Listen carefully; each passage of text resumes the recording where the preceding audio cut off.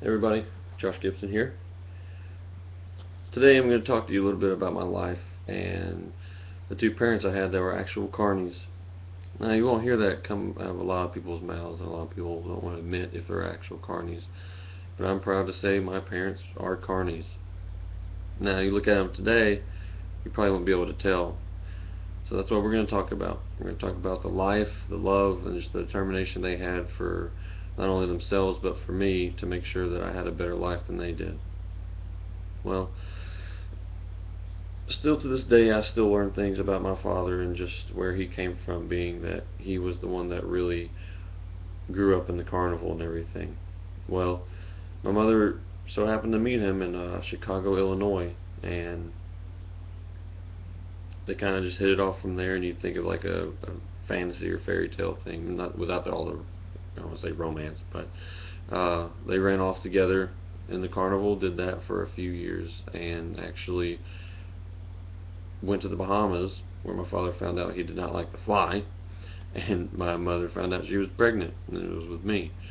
So all this was done around the age of 17 or 18 for my mother. My father was just a little bit older, but their lives were about to change because they knew I was on the way. So once they got back to the States, they ended up in Brockton, Massachusetts, where they actually had me.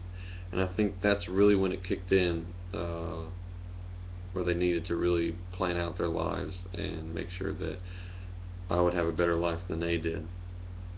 So after a few years of sleeping in baby, or not baby, apple crates where they dunked the whole caramel apple and everything, candied apples, I actually got to lay in those bins for a little bit. Um, After they left, they decided to leave the carnival business. They came home to Tennessee, where that's where I grew up, and my parents started from the bottom, and neither of them had high school educations, no college, anything like that. So my mother started working at McDonald's as a fry cook, and my father started work as a roofer with my grandpa. So starting from the bottom, I mean, they really had to, they had struggles, they had things to tend to, especially me being about 3 years old and making sure that I had everything I needed.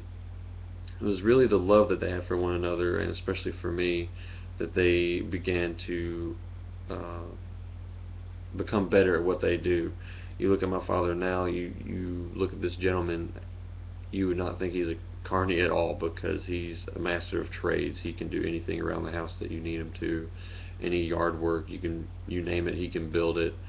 But my mother, like I said, was bottom of doing fry cooking.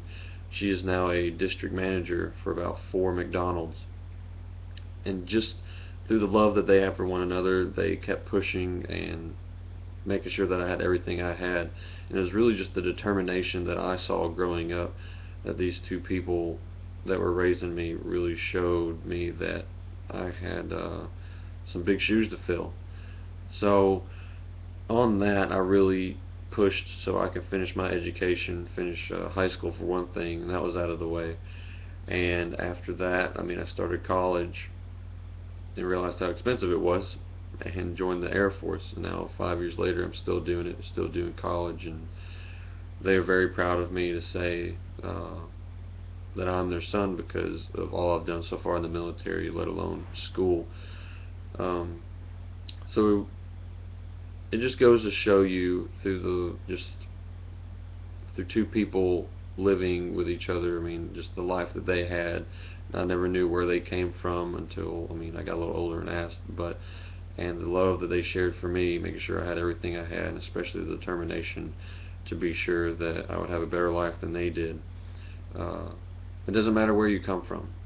The sky's the limit with anything, and it's all it takes is you to try and to put forth the effort to get what you need to get done. But that's a little bit about me. Thank you for listening.